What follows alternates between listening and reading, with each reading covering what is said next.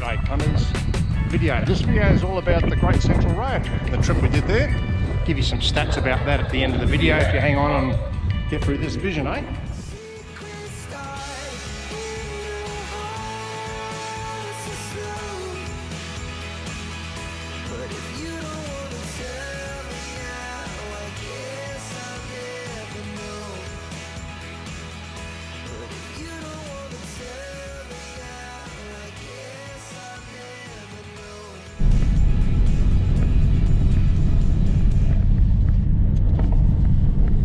Seen other videos where they're very reluctant to move off the road.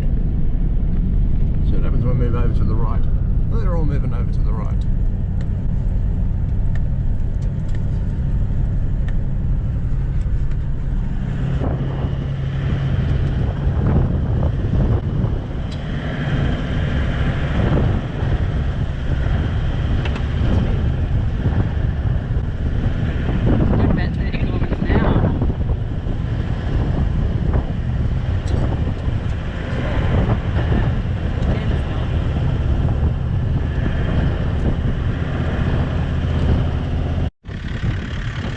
Picnic stop? Nah, it's not a picnic stop. It's actually a memorial to a bloke called Tim Ballinger.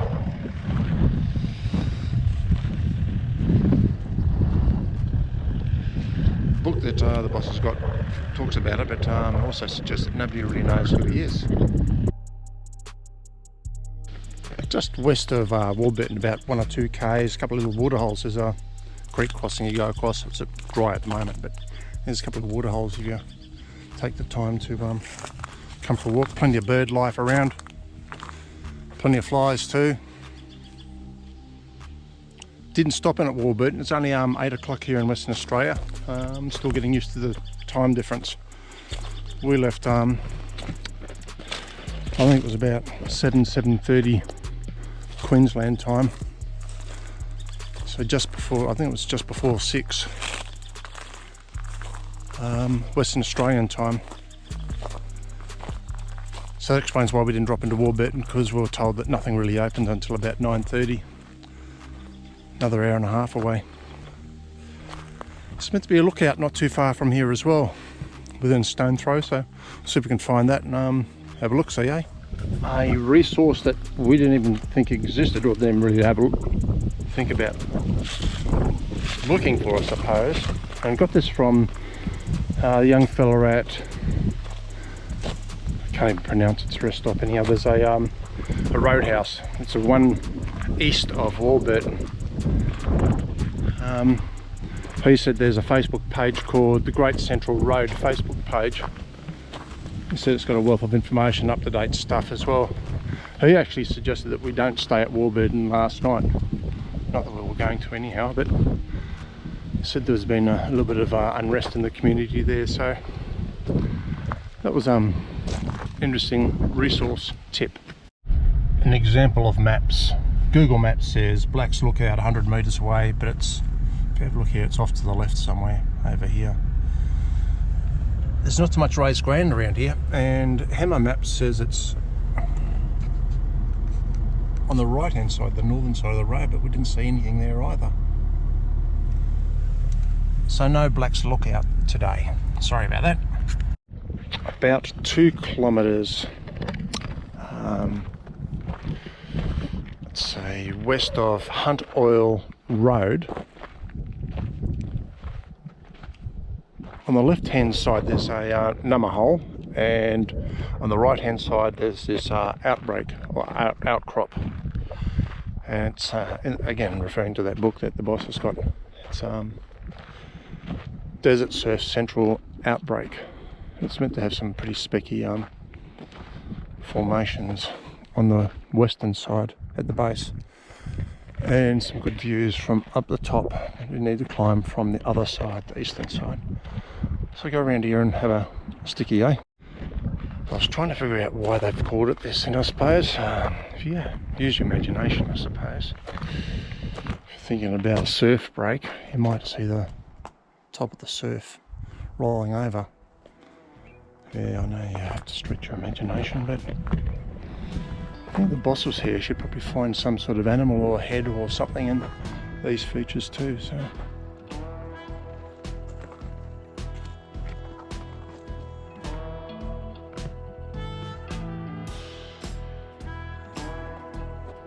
plenty of mulga out here. There's the Great Central Road heading west.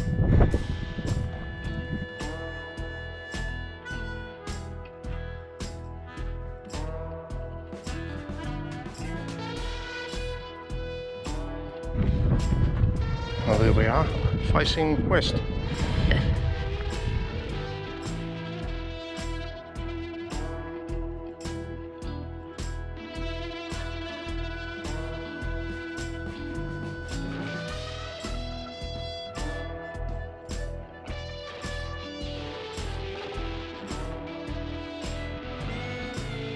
Yeah, another one of these gnama holes. It's opposite that Surf Central jump up. Should be shortly. There's water in there. There's plenty of finches around, you can hear them. Plenty of bees. There's that jump up there. So I'm facing west. And the obvious thing I saw was these rocks. We're heading along here. Pulled up in just enough time to get off. Pull up over there. Have a look at that rock formation, and I've just walked across here. This place is called, in the book, Camp Paradise. There's even a sign there that says welcome to Camp Paradise. It's a construction site for road crews and stuff. It's meant to be an okay place to hang out. It's meant to be another gnama hole here as well. There's some GPS coordinates in the book. This is the book I keep on referring to. I bought it at TJM, or Prue bought it at TJM at Alice Springs for $24.95. This is the last sort of roadhouse before Laverton. It's Gwalia. Well, that's where we are. The roadhouse is just there. It's meant to be a bit of indigenous art around here as well, and some cave work and stuff. Alright, go and have a look. If nothing else, get a cold drink.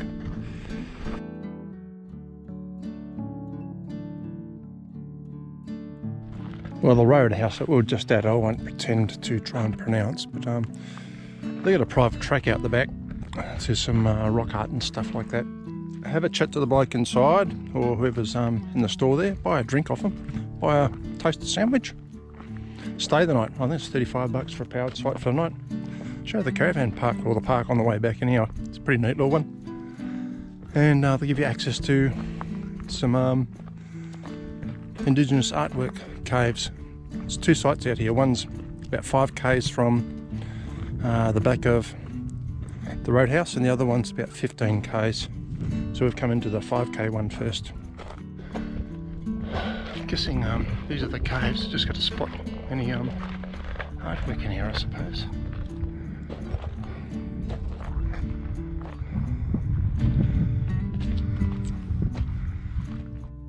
Found a little nest. Nothing in there. I'm afraid my artistic mind has drawn a blank. I haven't been able to spot any, to me anyhow, obvious artwork. Go back to that first cave and have another look. Oh, the chap at the Roadhouse did warn me. He said, if you see anything, you'd be pretty lucky. This is all conglomerate rock, and he was talking about it breaking down and stuff, and also the traditional owners here aren't repainting or touching up the artwork.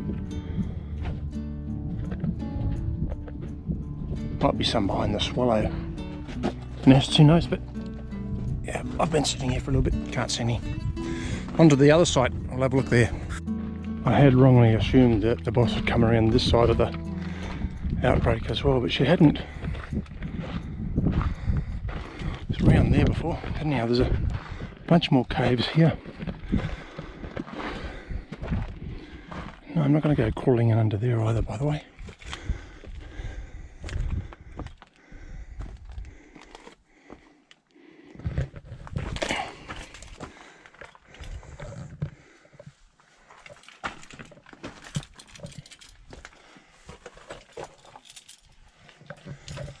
See the boss in there. Can you see anything, Prue? She's using artistic mind.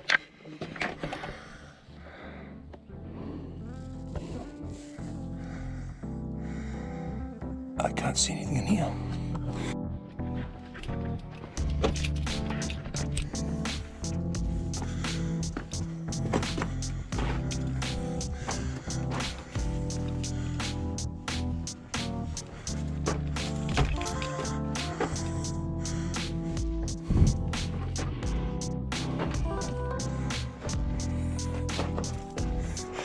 Must have been short people inhabiting this cave.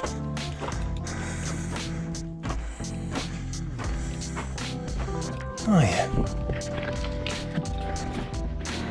So when you park in the car park and walk up towards the rock, go around to the right hand side, not the left hand side.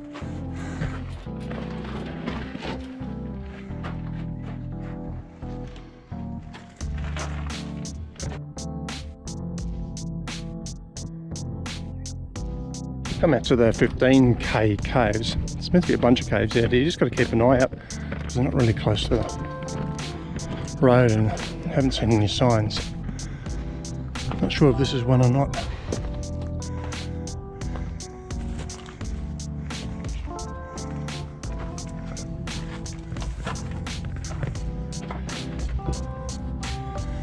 Boss has gone down a bit further. There's a bigger cave down there. It's definitely not one.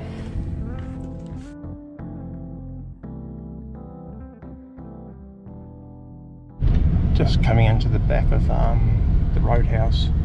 So to show you the park. They've got cabins here as well. I think they're about $85 a night. Don't know what the fuel price is here. Didn't check it out.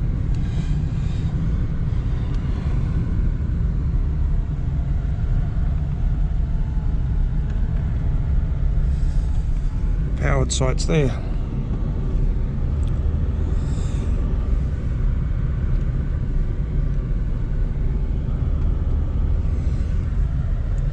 Well, that's about it. We're gonna keep on heading west a bit more.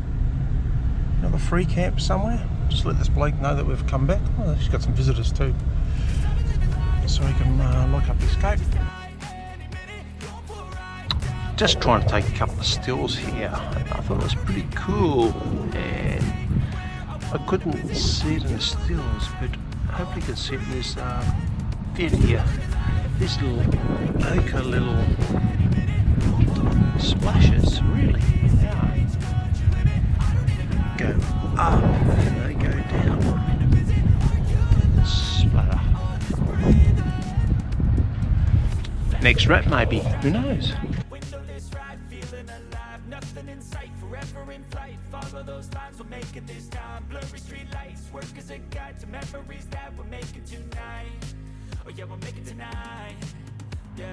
I'll do anything that I feel like I wanna do. I'm living life like I got nothing left to prove. No end in sight, just always staying. Well, we're just about to head off from Laverton down towards Leonora. Just spent a good hour and a half in here at the Great Beyond Visit Information Centre. Little cafe in there as well, bit of touristy stuff. And they got a nice little display, museum sort of thing in there, and a little bit of interactive stuff. $10 entry. Well worth it. Do yourself a favour, get in there, right? It's pretty good.